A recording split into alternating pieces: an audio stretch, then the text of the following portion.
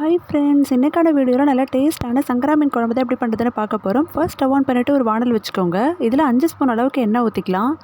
எண்ணெய் சூடானதுக்கப்புறம் கொஞ்சம் கடுகு, அதுக்கப்புறம் வெந்தயம், கொஞ்சமாக சீரகம் சேர்த்துக்கோங்க. அடுத்ததாக ஒரு 3 பெரிய சைஸ் வெங்காயம் சேர்த்து வதக்கிக்கோங்க. கொஞ்சமாக புளியும் முன்னாடி ஊற வச்சுக்கோங்க. வெங்காயம் வதங்கினதுக்கப்புறமா கொஞ்சம் இஞ்சி பூண்டு பேஸ்ட், அதுக்கப்புறம் கருவேப்பிலை கொத்தமல்லி இதையும் சேர்த்து வதக்கிக்கோங்க. இது கூடவே 3 பெரிய சைஸ் தக்காளி மிக்ஸி ஜாரில் அரைச்சிட்டு சேர்த்துக்கோங்க. கொஞ்சமாக உப்பு சேர்த்து நல்லா பச்சை வாசனை போகிற அளவுக்கு வதக்கிக்கலாம். தக்காளி வதங்கினதுக்கப்புறமா 1 ஸ்பூன் தனி மிளகாய் தூள், 2 ஸ்பூன் மல்லித்தூள், 3 ஸ்பூன் மீன் குழம்பு தூள், அதுக்கப்புறம் 1/2 ஸ்பூன் மஞ்சள் தூள் சேர்த்துக்கோங்க. வீட்டில் அரைச்ச குழம்பு மிளகாத்தூள் 1/2 ஸ்பூன் சேர்த்துட்டு லேசாக கலந்து விட்டதுக்கப்புறம் கொஞ்சமாக தண்ணி ஊற்றிட்டு நல்லா வதக்கிக்கோங்க. 2 நிமிஷத்துக்கு நல்லா வதங்கினதுக்கப்புறமா அரைச்ச தேங்காய் பேஸ்ட்டு இது கூட சேர்த்துட்டு ஊற வச்சிருந்த புளியை நல்லா கரைச்சிட்டு இது கூட சேர்த்துக்கோங்க.